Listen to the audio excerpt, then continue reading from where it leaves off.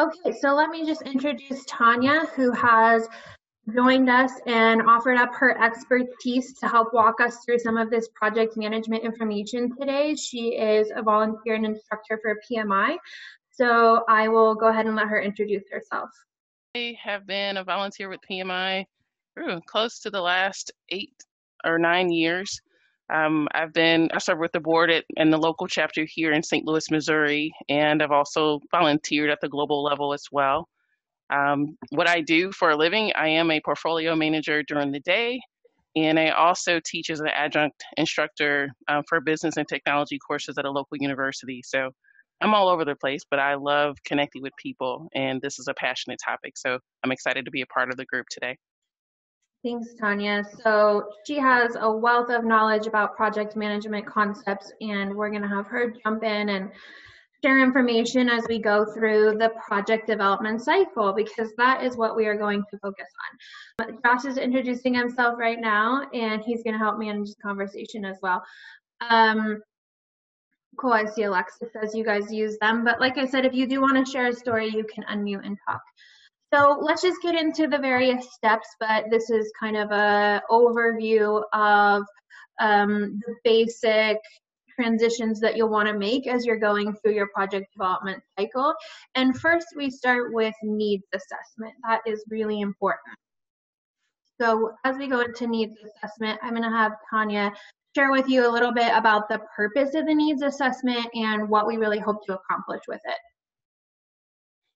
Absolutely. So when you start a project, it's really important to understand holistically why the project came about. So from a needs assessment perspective, you're really trying to determine what problem are we looking to solve and for what purpose and why. And then of course, as you get into those details and kind of going back to the business analysis rules of asking the 5 whys, and typically if you can follow that process, you can get to the root cause. And the needs assessment is truly similar to what many may know as a business case. It includes what is the core problem that we're trying to solve, for who are the key players, and what are the expected results? What is the definition of success when we complete this project? And that's where the why, the what, and the how really ties into the project. I like that you brought up the 5 whys. Tonya, can you explain what you mean by that? Because that is a really helpful tool. Sure. With the 5 whys, and I guess if you can kind of think about going back to our childhoods, we would probably ask an adult or someone for something, and they would give us an answer, and we would say, "But why?" And we may not have liked that answer, so we would say, "But really, why?" And really, how is that helpful if you can truly follow the core of just asking why at least more than a few times? You can really get down to the nitty gritty of what that person really is trying to say when they say, I really need this project. Why do I really need this project? What is the core? The ultimate goal, the ultimate objective. You can really get down to that root cause. And that's really what that process is all about. Yeah, so the main goal of a needs assessment, like you said, is to get to the root of a problem and understand why it's a problem in the first place. Because if you try to address what you think is a problem on the surface level, you may not be addressing the actual cause for that being an issue, and therefore the solution is not sustainable. So let me give you an example, because one team shared this with me. The team from Utah Valley University once talked to me about how they use the 5 whys. And they gave an example that, let's say a person's car is broken down, and the immediate solution to that seems like you take it into the shop and you fix the car, right? But then if you were to ask why 5 times, and it doesn't necessarily have to be 5, it could be 3 or 6 or 7, but as many times as you need to get to the root of the problem, you might ask, well, why is it broken down? And you discover that there's maybe a belt that's broken in the car. And you would say, well, why is the belt broken? And then you would discover, well, this is a maintenance issue. This is something that should be checked regularly and isn't, so it could have been prevented had there been regular maintenance on the car. And then you would ask, well, why is there not regular maintenance happening on the car? And then it turns out that the owner is not maybe doesn't have the financial means to take it into the shop regularly and have it maintained, or maybe doesn't have that level of responsibility. And so this is a very simple example, obviously, but the takeaway is that if you just simply take the car in and fix it, that would be an immediate solution, but it will likely just happen again. So it's not a long-term sustainable solution, because the root cause is that the person who owns the car is not equipped to maintain it and prevent it from having issues. And so that needs to be addressed. The person either needs to learn about the responsibility of car maintenance, or we need to look into ways to maybe have a savings account, or look at their budget, or ways they can be more financially responsible with their car so they can afford it. But that's the gist of the example, is that if you just solve a problem based on the immediate need you can see in front of you, it's likely not going to be a long-term solution. So the needs assessment helps you do that. Does anybody regularly use needs assessments when you plan your projects? We're new at this, and we're just joining, so we've been studying it in our social entrepreneurship class, but haven't had a chance to apply it yet. Okay, good. So hopefully this will help you a little bit. Is anybody more familiar with the needs assessment and actually use it as a tool? Alexis, I think you guys do. I think we talked a little bit when you were at the collaboration summit, and you shared with me that this is something you guys use. Yes, we use it a lot, and right now we're really using it in our community because of the hurricane. So we're really trying to take that and use it more in our community now more than ever to find the root needs right now. Okay. Do you have a specific tool, or you just kind of keep this in mind and you make sure to map out the needs in your community before you approach a project? We use the resources that we have gotten from the Enactus USA website under Team Resources, and then being part of the Student Fellowship Program, I got a lot of EdStreet resources to that our team uses. Awesome. Thanks for that plug on enactusunitedstates.org and the Student Fellowship Program. Hopefully, if anyone's not familiar with those, you know they're a really good tool, and you should connect with us later to talk about them. But here's the definition of a needs assessment, which is basically a technique that helps you determine what the gap is between the current state, which is the problem that you're trying to address, and then the desired future state, which would be a sustainable solution to that problem. And so again, the needs assessment helps you understand that gap in between, and what is it that's missing, and how do we close that gap. So this is just a better look at, like, what are the actual steps that you would take to do a needs assessment. And again, I'll let Tonya walk you through this, because she's a lot more versed in this than we are. But it's one thing I want to point out is she's going to go over stakeholders with you, and it's really important to understand who your stakeholders are and how they're connected. So with the needs assessment, you really can't truly get to the root of what it is that you're trying to solve for if you really do not know all the groups or maybe individuals who could be impacted by the need or the outcome of the project that you're working through. So the tricky part is that you may not be aware of who all those individuals may be, or all those individual groups could be that could be impacted. So again, it's important to make sure when you're looking at your project as a whole, how big of a reach does your project have? To which individuals or groups can it actually touch, whether it's indirect or direct, and that can actually help you identify who needs to be a part of the conversation, who should you really consider and account for, and that's really important, because you want to make sure that you're covering all the bases. It's in the event that for whatever reason a stakeholder is not identified up front, you can still add them in later and factor them in, and just kind of grow or organically modify your project just slightly, just to include their feedback. And that's where this the stakeholder piece is going to tie into a few topics that we'll talk about in the next few slides. But again, in terms of identifying your stakeholders, hopefully you're using some type of method to do that, because if not, you run a risk of not really solving the true source of the issue that your project is looking to solve. Does anyone do stakeholder mapping in any capacity to understand everybody impacted by the project? We use it a little bit. We use it more with defining like potential partners, I guess. I don't know if we're using it in that right area, but we try to partner with other organizations and how they could help further the project along. Yeah, partners are absolutely a stakeholder group. Do you ever look at, from a broader perspective, partners, beneficiaries, even your team members, maybe members of administration at your institution? Do you ever kind of consider the big picture and try to understand the relationships between them and what they all bring to the project? Yes, we definitely do. I feel like it's very important because you're missing the stakeholders because they're the ones who help you and make it sustainable. Mm-hmm. And if you don't understand what they need, then you lose out that second part of the project. Exactly.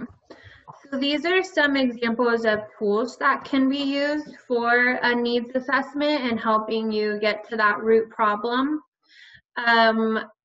They range obviously from doing surveys and interviews where you're just trying to gather data and information about the community, to focus groups and public forums where you bring people in and you have an open conversation. Community mapping is very similar to stakeholder mapping, where you're understanding the stakeholders of the community, what organizations are out there that exist that are trying to affect the same thing you are. Sorry, my dog has a squeaky toy right now.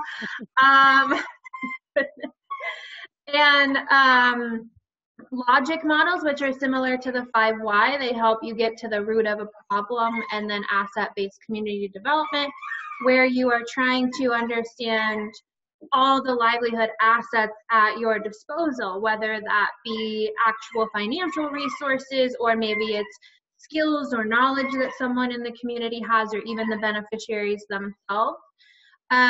So does anyone use any of these tools, or do you have questions about what any of these tools are? We use surveys and interviews. I think it'd be interesting to learn more about the other different types of ways to find out information about the stakeholders and their place within the project. I do have a question. When you use surveys, do you find that you receive limited responses versus really getting the responses from the targeted group that you're trying to get all the feedback from? Yeah, I think with a survey, you're only limited to the questions and the responses that you're able to get. I guess they're predetermined responses, kind of. Mm-hmm. They're limited on the scope. Yeah, surveys are great starts. What I found with using surveys to get information, we only would get responses from certain individuals. It wouldn't be everyone. That if we sent out 100 surveys, we may have only received maybe 30 to 40 surveys back. It's never even close to 50%, which is an interesting dynamic, and we've seen that in many different ways. You've asked for more insight on the different tools.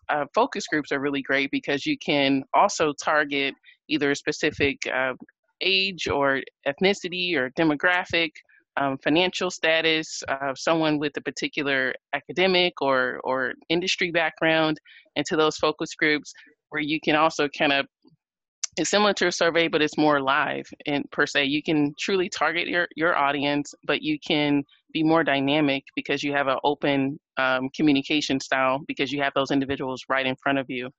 The public forum is also great as well, because you can invite someone out or groups out to an event and just kind of discuss certain topics or issues just to get feedback again on the spot. The key also with the focus groups and the public forums is, and also the interviews, is ensuring that the individuals feel comfortable expressing their thoughts and without feeling that any particular item is a silly comment or a silly question or invalid. So that's a great way to get individuals in a conversation and really get some of that much needed information out of them as well. With the Tonya, do you think that there's one of these tools that is the best to use for a needs assessment, or should it really just be a combination of all of them? Honestly, it depends on your audience, honestly. I love to get in front of groups because you typically can get a lot of information if you think about if you just want to get a large grouping of information where you can catalog, and then perhaps you can take either a survey or interviews to go back and ask more specific questions to get some of your follow-up information from having that larger group discussion. So I think that combination for me has worked really well. I'm curious if anyone has followed something similar or any thoughts about that. I have never thought about combining the two.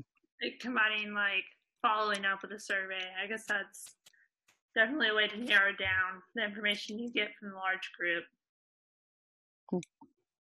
And maybe also in a group, somebody is not willing to be as honest or share as much information, because that can make you nervous in a group setting. So maybe following up one-on-one would help really solidify the information that you're looking for. But yeah, that's interesting. I agree. Surveys, while they're probably the quickest way to gather information and the least labor intensive, you get such a limited pool of data to pull from. We even have that same challenges internally with Enactus when we're surveying our network. Obviously only maybe 20% are going to respond. And so while you do have some data, you don't know if it's actually an accurate picture of what you're trying to understand.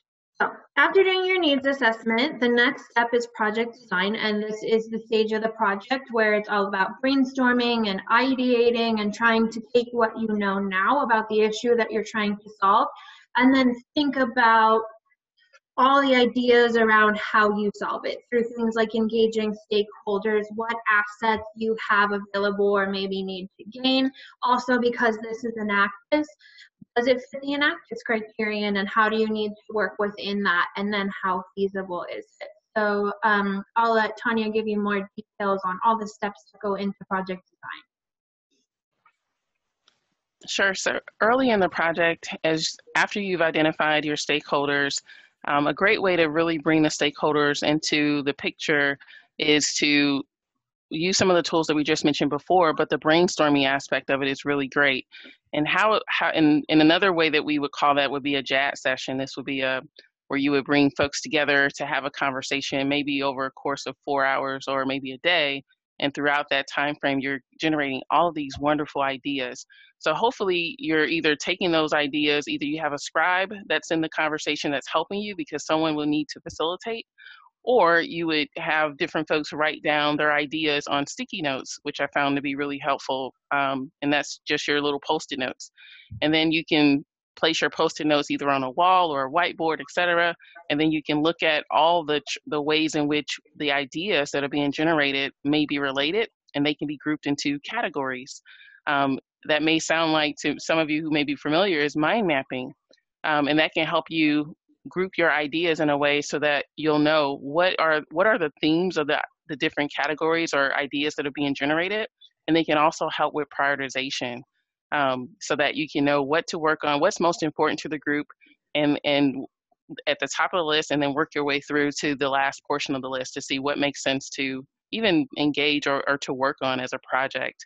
Has anyone used something similar like that, either with either taking Post-it notes from folks or just mind mapping and whiteboarding something out in a session? We try to use whiteboards because then we give everybody different colors. Mm-hmm. And that's kind of how we track it when we start with like brainstorming on a project, because then everybody has their individualized, so we kind of know where the ideas are coming from within the group. That's smart. Is anyone familiar with the term divergent thinking? So divergent thinking is a brainstorming concept where you try to put yourself in a state of mind where no idea is a bad idea. And it's just to help you get everything on the table, because something might surprise you. It's easy to take a conventional approach to a project and think this is typically how a problem is solved through a workshop or something along those lines, but divergent thinking helps you get really weird and radical and innovative ideas on the table by knowing that it may not be what pans out in the end, but you're going to say everything that comes to mind. So a way that you can practice it is taking an object like a cup or an umbrella or a banana or something, and then having your team try to think of as many possible ways to use that object and tell them, again, no idea is a bad idea. It doesn't matter how weird or outlandish, put everything on the table. And then for an umbrella, obviously it's going to be like you can use it to fly with it, or you can like float on it in a lake or something like that. And they're maybe not practical because you can't actually use an umbrella to fly, but at least we're generating ideas. And then you use mind mapping and clustering and all of that to really converge it down into what would be a practical solution for your project. Let's see, someone had a question. Yeah, you guys use sticky notes too? Oh, you do as many as you can in 20 minutes. That's interesting. Yeah, that's a good way to, we've done a similar activity where we give a time limit and say you have 2 minutes or you have 5 minutes. Think of as many ideas as you can. And then that's what really produces some of the most innovative ideas, because you're also feeling the pressure of time. And you don't have the time to stop and think, can I really float, you know, from the sky with an umbrella? Like, you don't even have the time to think through that process. You're just getting ideas. So that's a good way to do it as well. That's cool that you guys do that. Okay. Okay, so real quickly, we'll run through some more Enactus specific information, which is the judging criterion, because this is going to be a part of your project design from an Enactus perspective. And some of you I know are very familiar with this, but some of you are new. The Enactus judging criterion is stated here. It's which team most effectively use entrepreneurial action to empower people to improve their livelihoods in an economically, socially, and environmentally sustainable way. And we're going to break down which components of this are really important to be designing into your project and talk about the definition of them in case, because I know that everybody kind of has a different definition of something like entrepreneurial action. So also, if you would like the longer version of definitions of these, it is in our handbook. We publish a team handbook every year, and that's on enactusunitedstates.org. And there is a longer definition of each of the terms in the criterion, but these are some quick bullet points from that. So entrepreneurial action really speaks more to the manner in which you approach the project. And so what we mean by that is you could be starting a new enterprise, which is the definition of entrepreneurship. You could be starting an entirely new business venture that simultaneously addresses an issue. Or you could be approaching it from a consulting standpoint, which a lot of teams do. They take an existing organization or business or group and they help consult. But as long as you're using business and economic concepts and you're thinking about how do I generate an economic outcome here, and you're thinking from the mindset of an entrepreneur, then that's what we're looking for. Let's see. If anyone has questions, just throw them in the chat or just jump on and stop me and we'll talk it through. But the other really important component of our criterion, and I would argue personally probably the most important piece, is empowerment. At Enactus, we have a model that is focused on breaking the cycle of poverty or any other social and environmental issue that you're trying to solve in a long-term sustainable way. So why empowerment? The reason why is because it means the difference between temporary relief, which again kind of goes back to take your car into the shop one time, it temporarily solves the problem, or address the root issue, which is why does this keep happening, and create empowering, long-lasting change. And so as you're designing your projects, that's why the needs assessment is so important, because we want you thinking about what do I need to do to make sure that whatever solution I do use to address this problem, it's a long-term sustainable solution. And that means being able to take yourself out of the mindset of sometimes a charitable approach where you're offering up resources or money or time or support to create temporary relief, something like a canned food drive, I think is like what this little image is for, which helps somebody's immediate need of getting food. But does it solve their problem of why they can't access food on their own, why they don't have an income to do that? We want to be thinking about what is the root problem and how do I address that so that they don't have to come back to a food bank regularly. Let's move on to the next stage of the project development cycle, which is authorization. And the authorization stage is essentially initiating the project and all the steps that you need to take to get there. And this does require some documentation and some creating of responsibilities. So again, I'll let Tonya take it away.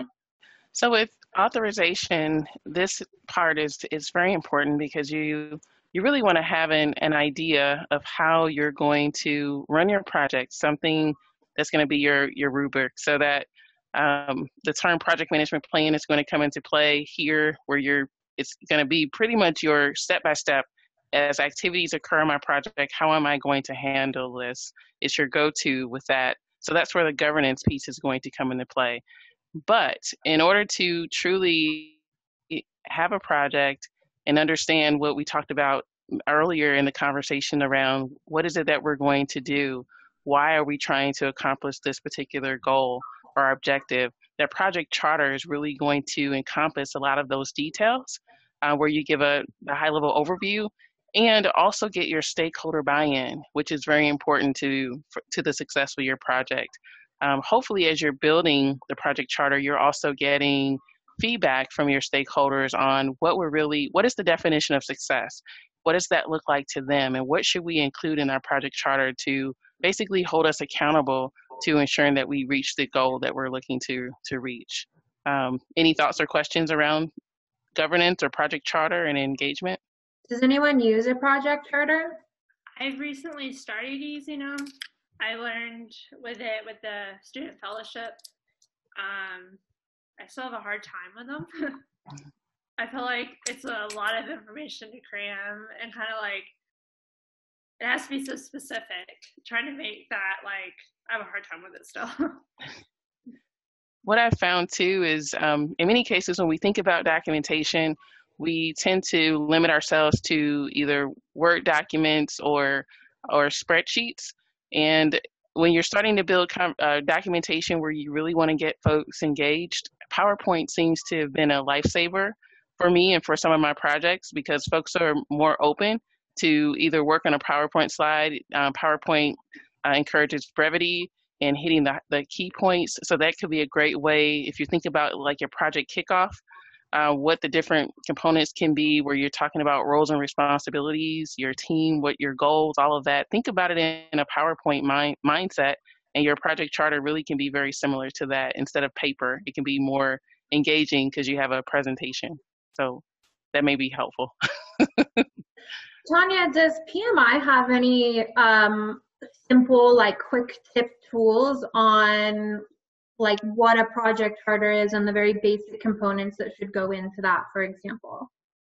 Yes, if you as members of PMI, the website projectmanagement.com has a wealth of templates that are out there. Even in the PMBOK, yes, it's a lot of information in the PMBOK, but it's some really good information on what are some key things that you really want to have in your project charter.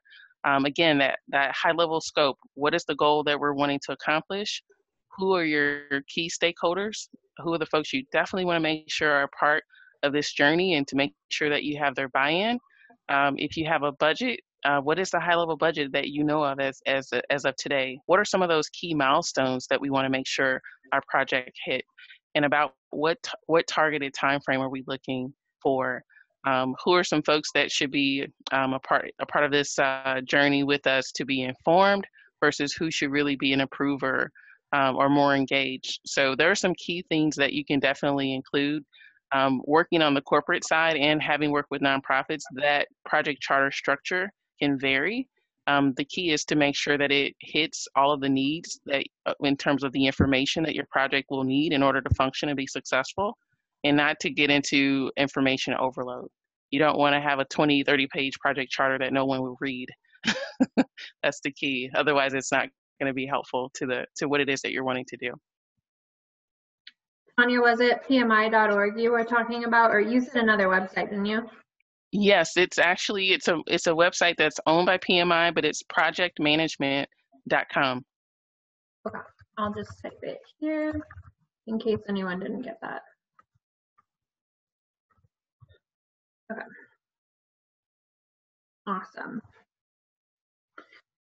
Okay, so the bulkiest component of the project cycle, because so much is obviously happening here, is the actual project planning and implementation. When you look at this slide, again, you're getting into the plan and the implementation of your project. So as you're planning, and I mentioned this a little bit with the project charter and the project management plan, and that's really understanding what do you have to work with in terms of financials. And what are your resources? At a minimum, what do you have to spend? And if you need a little bit more, is that even available to you? How you also structure your project. You want to make sure that you have them in I would say, in phases, or as we call them, chunk them out into buckets, achievable buckets, because you don't want to make sure that you're building this mountain that looks like the size of Mount Everest. So what are some of those achievable buckets that we could hit as we're planning our project? And then also in planning, what are some potential things that could occur that could derail our project perhaps? And risk management is really all about how well do we manage uncertainty, and to make sure that should an event occur on our project, which would be then, instead of a risk, it's occurred, so it's now an issue. How are we going to handle that issue to make sure that we stay on track in any way? So the plan is really important. And again, that project management plan will help you to understand, as things come up throughout your project, to whom are you going to go to whom do you need to communicate and work with, and how. It's a great backup tool, so that when situations come through, you already have an agreed upon approach to really manage that. The other piece of that is with the implementation. Again, as you're going through your project, and hopefully you're formalizing some type of, or organizing a project kickoff in the very beginning. And in that kickoff, you're going through the roles and responsibilities of the individuals that will be involved. Who's going to be the point person in terms of communication?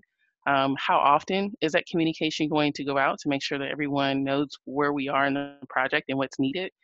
And then as changes come up, how are we going to manage the change and manage it in a way to where everyone agrees, and that the impact to the project is minimal, and preferably the impact is positive?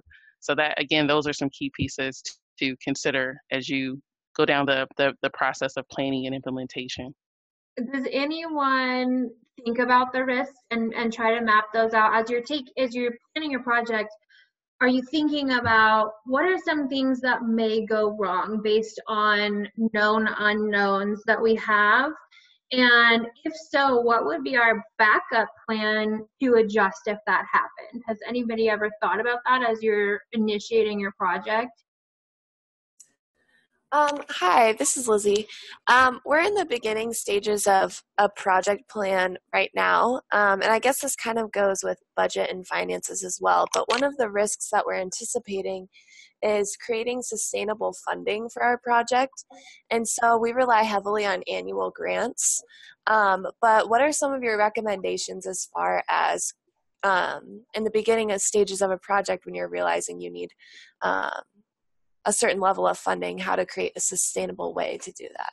That's a really good question, and I'll let Tonya think as I'm talking about if she knows of any other resources. But have you considered finding a way to work in a fundraiser within your project so that it funds itself? Yeah, that's probably our best option at the moment. And then maybe doing that annually. We were just thinking back to when we had seen other teams at nationals.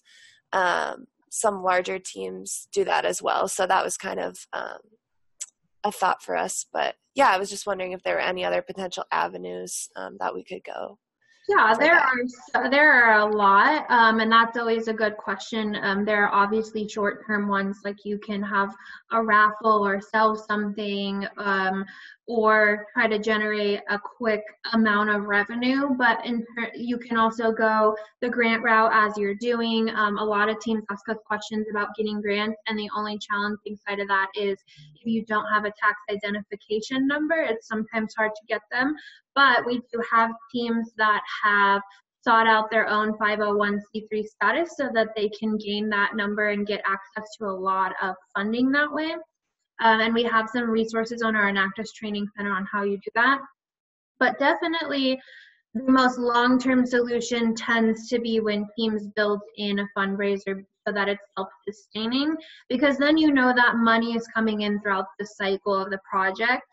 And that's not necessarily always a good fit. It totally just depends on your project. But so, for example, we had a team that was trying to help at-risk youth men who in a certain country who had a much higher tendency to go into the criminal system if they didn't have a way to gain work skills and networking and have opportunities to gain behavioral skills and hang out with people. And so they created a program called White Horse where they had these young men train as a tour company. So for ecotourism, that would come in and they would do things like take people out on horseback rides and go on hikes and stuff like that for tourists. And so it was teaching them a lot of skills and a lot of personal skills. It was addressing their need. But because it was an entrepreneurial solution, it was something they could charge for. The revenue that they were making for their tourist company was paying in part to pay wages for those men and for the company, but then also a percentage went back to the Enactus team and continued to fund the initiative. Okay, great. Yeah, that's good. Is that something you think is a solution for your project, or are you thinking that's maybe not a good fit? As far as the project that we're developing at the moment, that might not be our best option, but we do have a couple of other projects that that could definitely be applicable to. Awesome. So I would also suggest when you get time, you check out the Enactus Training Center because we do have several modules on there that address specific topics like this. And there is a fundraising one that gives a lot more ideas than I can think of off the top of my head right now. I can offer a few items. It depends on, I guess, if you're trying to go about raising funds in different avenues. There are some fun options. There are some folks that have had a comedy or someone to come out to speak at an event, and everyone that attended, all donations went to that particular need or project. We've also looked for different, I would say, well-known individuals in the area who had some type of connection to the projects that we've worked on as well. And maybe they would come out and speak and bring folks out to maybe a dinner where you could charge a certain amount for either for the plate or for the event and raise funds that way, and even silent auctions and trivia nights. So there's some neat and fun and various ways to use fundraising options depending on if you're looking for certain groups to participate and be a part of it as well. Yeah, those are some really good options that bring in a lot of money pretty immediately. But Alexis also pointed out microloans, which a lot of our teams are. And then Josh is saying crowdfunding, which is another good, pretty low opportunity cost way to address fundraising. But microloans, a lot of our teams are leaning in that direction right now too. And Alexis, I'll let you describe your project, but that's a way that really gives your beneficiaries what they need, but they're also gaining skills and responsibility by having to pay that back, and then them paying it back plus a small interest rate affords you to keep expanding the project and offering the opportunity to others. But Alexis, you can share what you guys do specifically. So we've had to make a change in our plans because one thing we didn't consider when talking about risk for natural disasters. So our projects have had to take a major change. But one of our projects we're looking at, because providing a job training and teaching people how to utilize freelance work and giving them the soft skills to be able to do that. But also we're trying to incorporate, because we've had a lot of devastation in the area, that where people can come to the college and have like a space in our college so that they can come use our 3D printers and our machines that would benefit them, and allowing them to pay like a $30 a month, which will in turn pay for the machines we're having to buy for them to be able to use. Is kind of that. And then we also had taught with our original project, loaning them seed money to start their business and then having them pay a monthly fee back to us so we could in turn allow more people to participate in the seed funding for their businesses. That's a really good idea. And I'm actually looking up our webinar schedule right now because maybe Josh knows we have one focused on funding ideas just like this, I think, coming up. Or did we just do that one, Josh? I think it's going to be the next one. Pulling it up right now. Yeah, I think it's in December. December 5th and 6th. There you go. Yeah, December. So early December, we have a webinar just like this to talk the whole hour just about fundraising. So you guys should come to that and share these ideas because that's going to be really helpful. Okay, so the last, actually there's two more pieces. So we're going to move into monitor and evaluation, which is in the center here because that is representative of the fact that monitoring and evaluation takes place throughout the entire life cycle of the project and is something that you always want to be paying attention to so that you can make adjustments as necessary. As you know, like Alexis, you said, you could not have anticipated a natural disaster, obviously, but having a monitor and evaluation process where you're taking corrective action and you did the right thing by swooping in right away and saying, how can we just adjust our projects to now incorporate this new challenge? And so there are some specific activities that go into monitoring. So I'll have Tonya talk about that.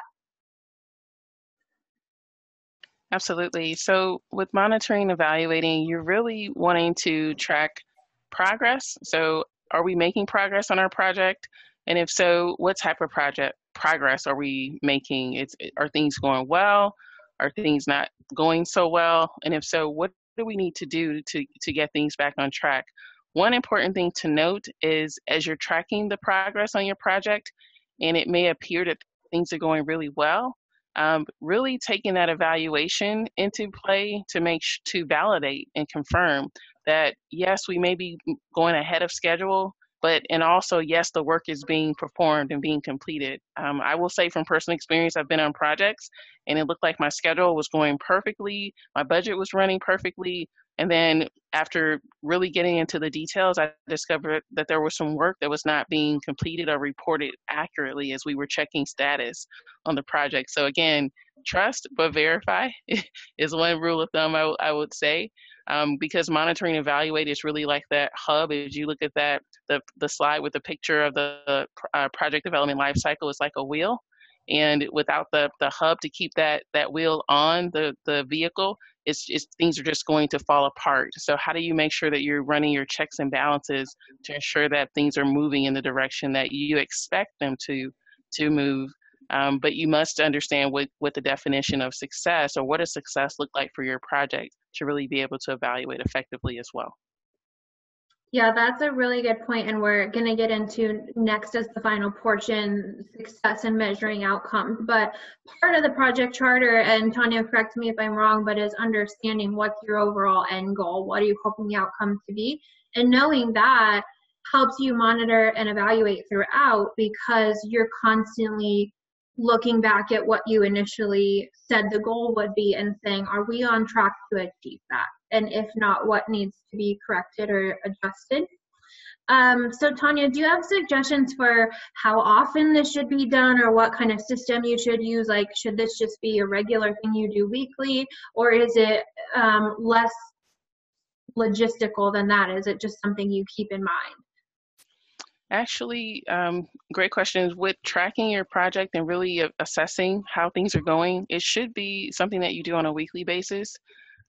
Especially, I would say with funding, perhaps that's something that you may look at either biweekly or monthly.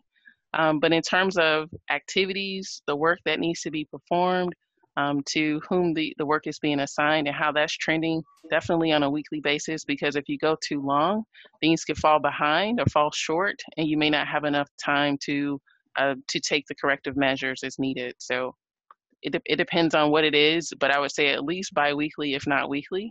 And definitely want to be looking at your cost, your overall cost and budget and expenses on a monthly basis at a minimum, just to make sure that you're not in a overrun, so that you can self-correct if possible. Yeah, and really try to stay on top of it. So the last section, like I mentioned, and that I'm going to show you guys a really awesome project planning tool that PMI put together for us, but we're going to talk about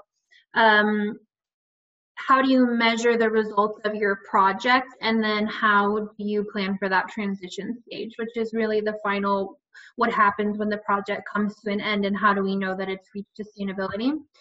So first of all, hopefully everybody's seen these through our team portfolio report or somewhere on our website. We also encourage you to report on these numbers in your annual report.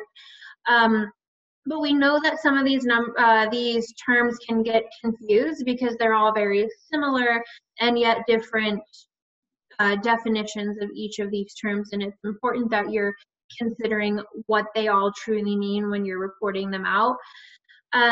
So an output is a direct result of your input. It's the direct result of the work that occurred. So an example would be if you had a workshop that you invited people to gain job skills and build a resume and do all those things, then your output would be that 100 people came to that workshop. You would claim that you worked with 100 people. That's very much true. That's a direct result of all the effort you put in to build the project. But then the outcome, which is the number that truly matters and is the end result for your project, is for how many people did the output affect change?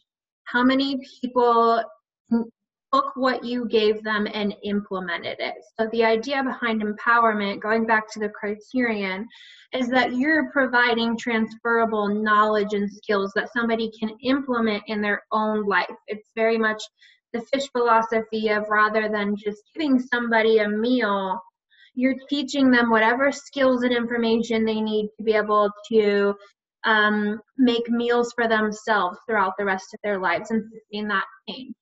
So if we go back to the workshop example, the outcome might be that 3 people out of the 100 that came to your workshop took what you gave them and went and got a job, and that you followed up and you made sure of that.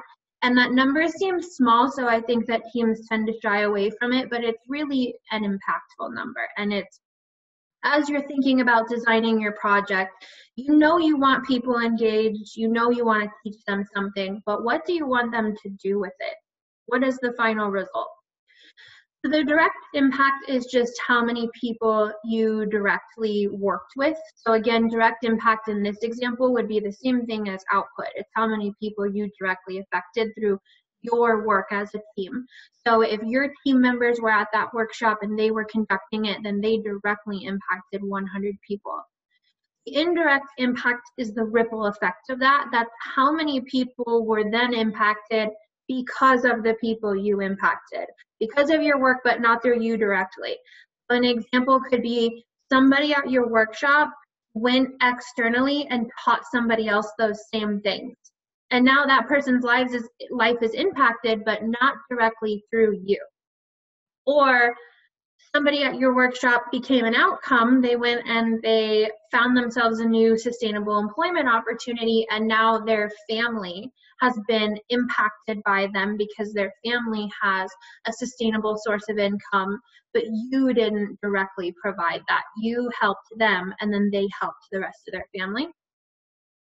And then reach, finally, because a lot of people confuse this with indirect impact, but reach is just the number of people who have heard about your project or know something about it.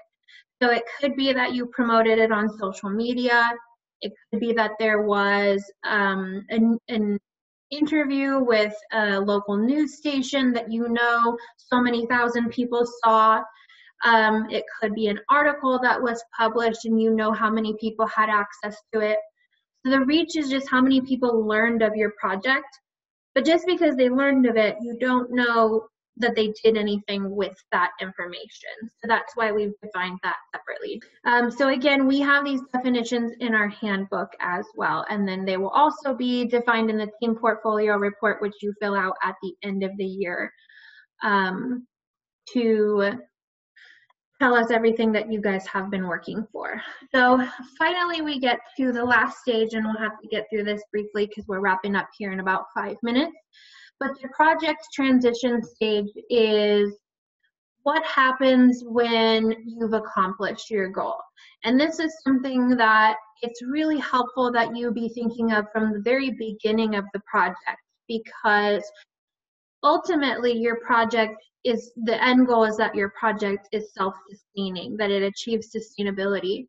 And if it's something that depends on your team to just continue to repeat the process year after year, and you've not empowered anybody to do that themselves, and it still relies on you, then the project would still be in the implementation phase, because what would happen to your team if, I mean, what would happen to the project if something happened to your team and you were no longer a team?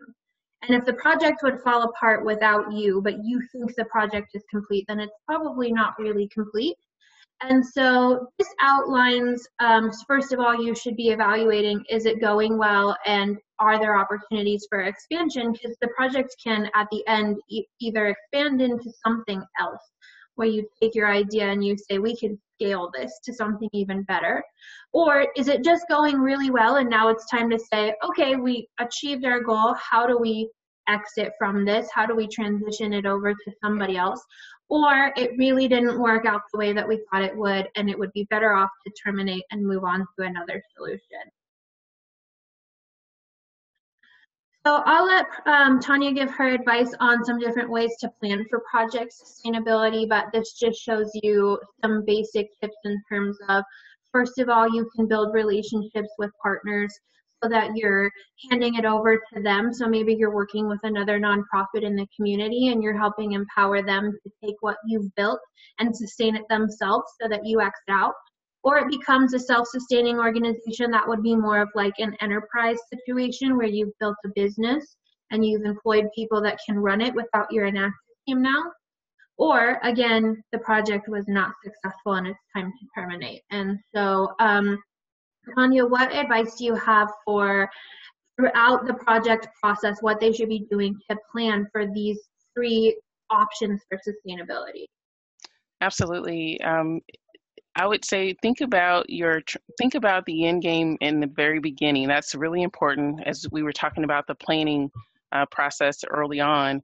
But in doing so, if you're able to get your stakeholders, those that you would be transitioning handing off that project for them to run and to take it forward, to pave it forward, you want to get them engaged in the project in such a way so that they're learning, they're putting their hands and their efforts into working alongside you as well to learn what is it going to take to keep this going.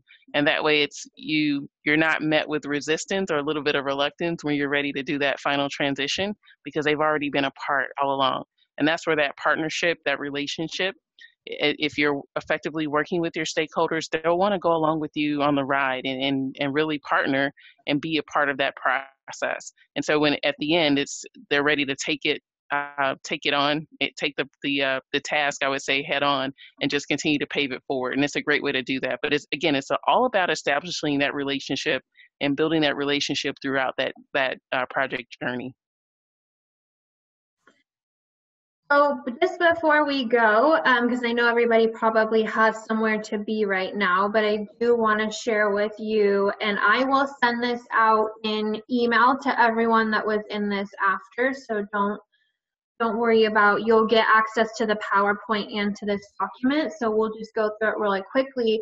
But PMI put this project planning tool together for us specifically as project management applies to Enactus.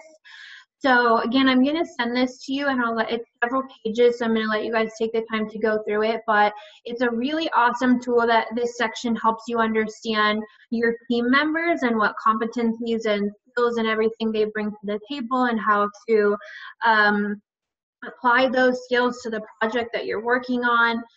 This section is more of a general project order, talking about what are your goals. So this is where we talked about outcomes. What are the final outcomes you're hoping to achieve? And that means not just how many people participated in your project, but what are you hoping they do with it to change their livelihoods, the scope of the project, which is the budget, the timeline.